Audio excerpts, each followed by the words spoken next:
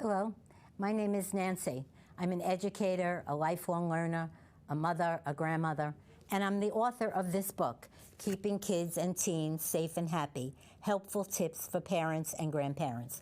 And I wrote this book to help parents and families, and to help parents identify dangers in the home and the outdoors, and also how to enrich their family's life. And so I'm very happy today to have on set with me Josie and Bob Schmidt, friends of mine. I met Josie a few years ago when I joined the Town and Country Garden Club. We both love gardening.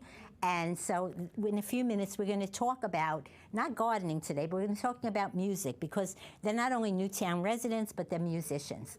And in the book, I have a few chapters on the importance of music and sharing music and singing with children. But I first want to talk about a couple of subjects, one being to be mindful and to pay attention when you're walking or driving. A lot of people are distracted today because of cell phones, and my friend told me a couple of years ago, she was walking, she wasn't paying attention. I don't think she was on a cell phone, but she just wasn't looking where she was going. And she went right into a little hole. She tripped into a hole and she broke her ankle. And that's just one example how people get distracted, they don't pay attention, and in a split second, their life can change. They can get hurt. So I just wanted to bring a review of that up today. And then I wanted to talk about something happy that happened last night in New York City. I have a couple of family members who are Knicks fans, and last night in Madison Square Garden, the Knicks did something magical. They came back from a 22-point loss, and in the end of the game, they won the game, and of course my family members were texting me, you got to watch clips of this. And I thought about it because it was really a great day, a great evening in New York. And I thought about the Knicks. They were down 22 points, but they didn't give up hope. And isn't that what we're all about, we should be about, is being hopeful and not giving up and believing that we can achieve something even when we're down. And I thought it was great because the New York fans are known to be excellent.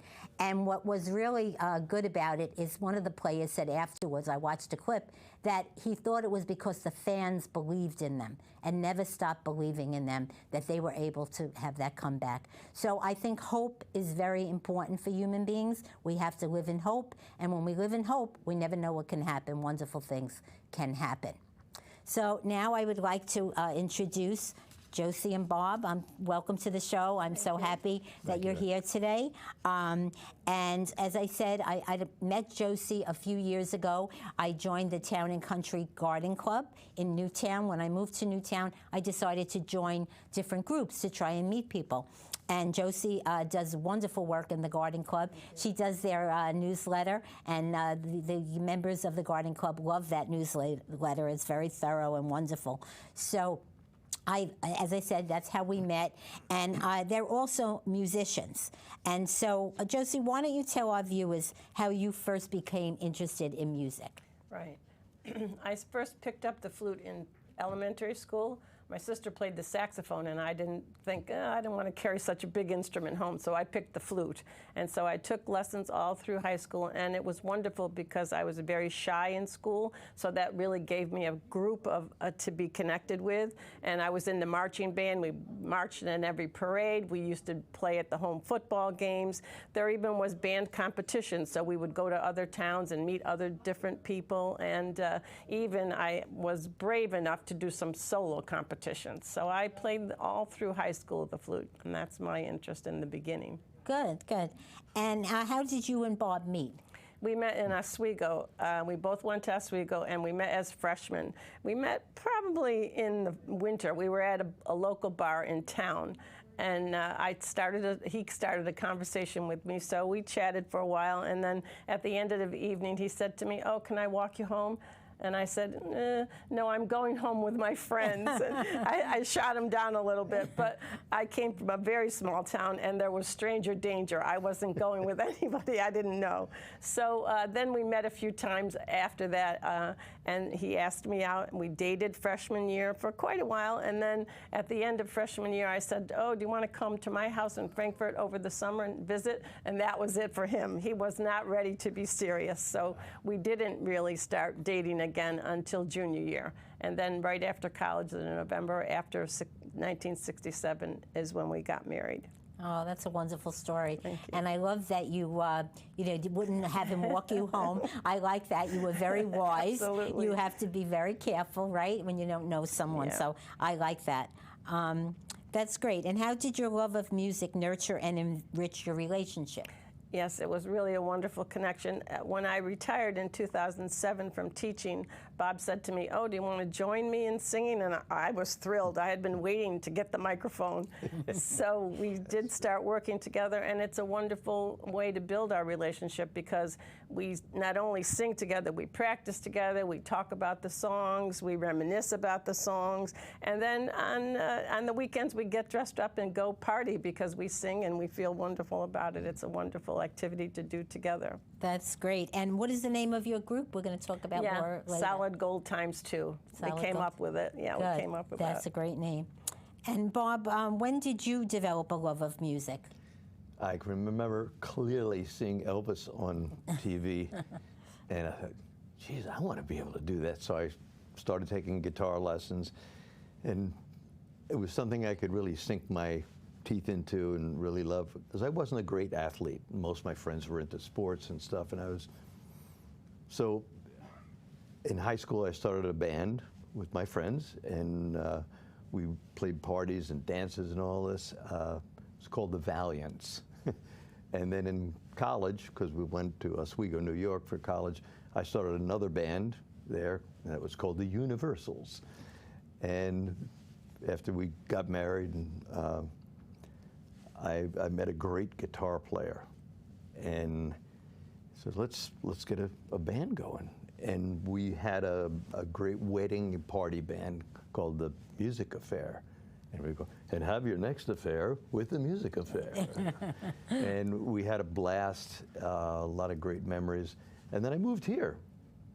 So I didn't know any musicians, so I developed a solo act, one-man band kind of thing, had a drum machine so people could dance, and it worked for many years, but it wasn't the same as jamming with other musicians. So then when she retired, that's when I said, Josie, how'd you like to join me? And you said, I've been... Oh, I did. I said, I've been waiting forever for you to invite me to sing with you. Yes. Oh, that's so sweet. So- You didn't ask him, Josie. No, you waited? Oh, my waited goodness. to be You have more invited. patience than me. So we came up with the name, got to have a name, Solid Gold times 2. We wanted to just call it Solid Gold. Solid Gold records are records that sold 1 million. And so all the songs we sing really were #1 hits. So everybody remembers them. But then there was a group, we scanned the internet, there was a group called Solid Gold already. So we'll call it Solid Gold times 2 because there's 2 of us and we're also solid gold ourselves, being senior citizens. Right. So that was a sort of our inside joke. That's great. That's great. And it's been great. And how has music enriched your own life and the life of others? I get great joy from, I could just sit around and play the guitar all night and jam with friends or whatever. I love music. I always have a song playing in my head if I don't have music playing. But something my son said to me a few years ago, he said, you know, Dad, you have played for so many people's parties, weddings, anniversaries, christenings. You've done all these, and you're in a lot of these photographs. You made a difference. You really made a difference. You brought joy to all these people. I never looked at it that way. And yeah, I did. And it brought joy to myself, too.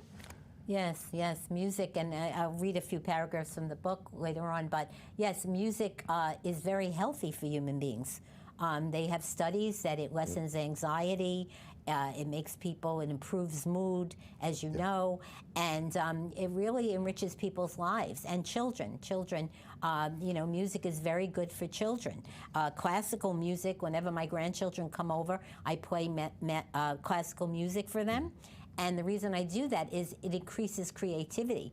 So especially when they're doing arts and crafts, I put on classical music for them. And that's shown to increase, as I said, creativity. So I also play it for myself. So yes, music enriches our lives, for sure. Yep. And where will Solid Gold ×2 be performing in the future? This Friday at the Regency in Wallingford, and Sunday at East Hill in Southbury. These are assisted living places, and the other one, a rehab place. And then again at July 24th in the Regency. And July 30th, we're playing for the Jewish Federation in Southbury, and they have this luncheon once a month, and we go there a couple times a year. But the one I want your listeners to come see us is August 28th at Aquila's Nest. It's the best vineyard in Connecticut, and it's right here in Sandy Hook. And we played there several times already, but we'll be back again August 28th. I think it's from like 6 to 9. Oh, so we expect to see you there, Nancy. Yes, I'm going to try to come. Yes, I like Aquila's Nest. I like, to try wines. I like wine. I don't overdo it, but I do enjoy wine. Yeah. And yes, so I will try to come. I don't know. We'll see if we can get my husband there by August. He'll be feeling better, so I hope I can get him there as well. And to remind you, we're going to give you our card. Okay. Thank you. And a Solid Gold ×2 pen. Oh, thank you so much. Which is always bring you good luck. Thank you. Yes, thank you so much. It will. Josie, how do you think music and your love of music, the both of you, how do you think that it enriched your marriage? Oh, I think it gave us really a purpose and a connection that we didn't have before. It gave us something that in retirement, a lot of people separate in retirement and they go on and do their own thing. This was really something that we could focus and do together, and I think it was really enriching to our, us as a couple. That's great. Yes. What kind of songs do you sing? Is it #1 hits? Is that what it was? Well, we really know, when we started out, we knew songs even from the 40s, but we do songs right from the 50s really up to the current songs, and we have about 300 songs in our repertoire, and so we really try to gear it to the place where we're playing and, with the age group that we're playing. We have some, even some country music, so we try to gear it and ask the audience and let them participate in choosing the songs that we play, which is nice. 300 songs? 300 songs, Wow, yes. I had no idea. That's a lot of songs. It's a lot of songs, and Bob's always trying to get me to learn a new one. Well, that's very good for your brain neurons. Absolutely. That you learn all those songs. That's Absolutely. very, very good for your brain. So you obviously both enjoy performing. Absolutely. Yeah, that was one of the questions. Now, Bob, besides your love of music, you're also a therapist and an author, so you want to share with the viewers how you use music in therapy and show us your book that you wrote? This is the book, Finding Resilience. And it's a self-help book. There's a lot of things that people can do for themselves. Not that I'm saying don't go see a therapist, but while you're seeing a therapist, you can do these things and it will speed your healing. And if you have a mild case of anxiety or a mild case of depression, you do these things on a regular basis, you may not even need to go see a counselor. With trauma, that's a different story because I'm also trained in treating trauma. Trauma, you have to work with a therapist. But the tools that I use, I also use with trauma, but we use it more intensely. And you use music therapy? Absolutely. On the first visit from a new client, I get to know them, what do you like? Do you like music? And if they say, yes, I like music, oh, well, I want you to try something. Do you have a phone with a music app? Oh, yeah, I have Spotify. Great. Okay, look this up. And I show them on my phone bilateral sound healing you can listen to this and the music or nature sounds swings from left to right. So you have to listen with earbuds or with Earphones? headphones. And it kind of like hypnotizes your amygdala. So if you have any worries, the amygdala is the fight, flight, or freeze. And often that's saying, we should do something about this, we should do something about, and it just quiets it down. And if you do this every day, it has an amazing effect on your body. I've been using transcendental meditation since the 1970s when I learned. And this feels exactly like the same calm that you feel with that. But you don't have to do anything, you don't have to learn anything, you don't have to try anything. You just listen. Now, most of my clients love it. Some don't. But I also ask them, do you like music? What kind of music do you like? And okay, you can also make a playlist, right? Oh, I never thought of that. Make a playlist of calming music that just kind of mellows you out. Then also make one that makes you happy. And use it in those quiet moments where you're kind of feeling a little bit, I don't know what I'm feeling, but put it on. And it, over time, it changes things. Yeah, that's wonderful. There's many healing benefits of music, of singing, of playing a musical instrument. And I have those chapters in the book, and I think I was amazed at how it helps people, you know, reduces anxiety. So there's a lot of data on that on the internet. Yes. Yes. Did you ever hear about classical music for babies and even in the fetuses in the womb? Yes, and it, what it does is prepare the infant for listening and sort of helps them become a good listener. And they start to try to process it and look for patterns, look for a beat, a rhythm, which is all related to mathematical skills. So it does a lot of great things.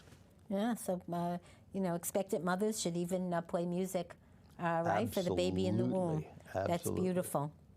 Yes, so, you know, reduces stress, lessens anxiety, it improves creativity. So there's just so many benefits for musicians and for the people who are listening. I was very happy when Josie and Bob, this is just as an aside, they came to my book signing I had in Southbury at Barnes & Noble's. So I wanted to tell Bob that I'm going to buy his book and read it because I always appreciate when someone is kind to me. So I'm going to be kind back to you, and I'm going to read that book. But I'm fascinated by it, and I think that parents need to use music more. In the book, Absolutely. I talk about the healing power of music. This is chapter 21. There are numerous health benefits, both physical and mental, to listening to music, as music can reduce stress, improve your mood, and help you to become more optimistic. Listening to music stimulates the nucleus accumbens part of the brain, which then increases the hormone dopamine.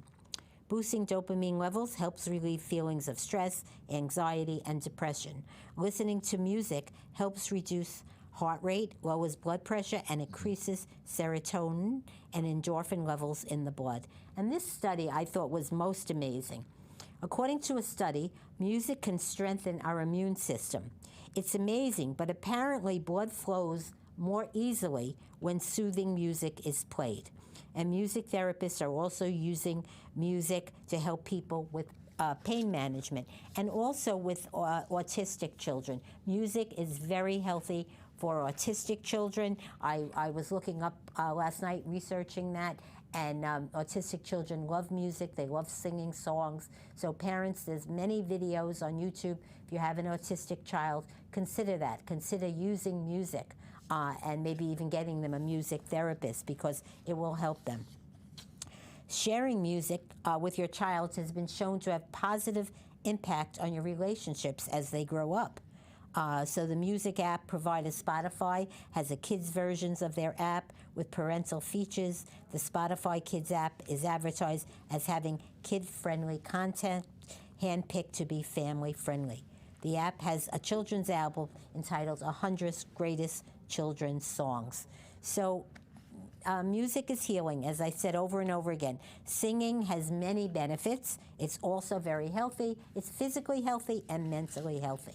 So consider using music with your teens, with your young children, with your infants, and I think you will see a difference in your life. So I'm very happy, Josie and Bob, that you came on the show today. I think that we have encouraged people to use music more in their lives, to make use of singing and children's songs and adult songs, and it makes people happier. And that's what you found in your life. And I'll tell you a story of it when our son was first born, our first child, and her mother came to stay with us to help out, you know. And my friend is visiting, and we're downstairs, and we're playing our guitars. And her mother comes over to Josie and says, tell them to stop playing because the baby's sleeping. And what did you say? The baby will learn right from the beginning to appreciate music and the sounds of music. So, And not to be, you know, oh, it woke me up, but, oh, I like it, soothing. Right. So both of our children, you know, love music. My son's a better guitar player than I am. Oh, he plays the guitar? Yeah, Your son? yeah. Oh, that's right. wonderful. And our daughter played the flute, so it was in the family. It was in the family. They For grew up sure. with music. Yeah. Yes. But parents need to expose them to music. They'll learn to like it. They will. It's rare that they don't. You know, Yes. pick it up. Yes. Well, it's been a wonderful discussion, and I think our viewers have learned a lot from this discussion. And as I said, I hope that parents will teach their children music appreciation. Even playing an instrument is very, very good for their brain development and mathematical skills too, believe it or not. So I would encourage parents to make use of music when they're in their child's development. Always ends with a little blessings, and as I've said, please read the dedication at the end of this show. This show is dedicated to children. They're very close to my heart. May I live with peace, and may you live with peace. May I live with goodness, and may you live with goodness. May I be kind to others, and may you be kind to others. May I be a healing presence for others, and may you be a healing presence for others.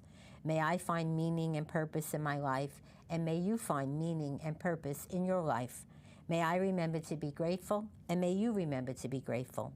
I would like to thank Western Connecticut Community TV for their training and ongoing support. Thank you for watching this show. See you next time.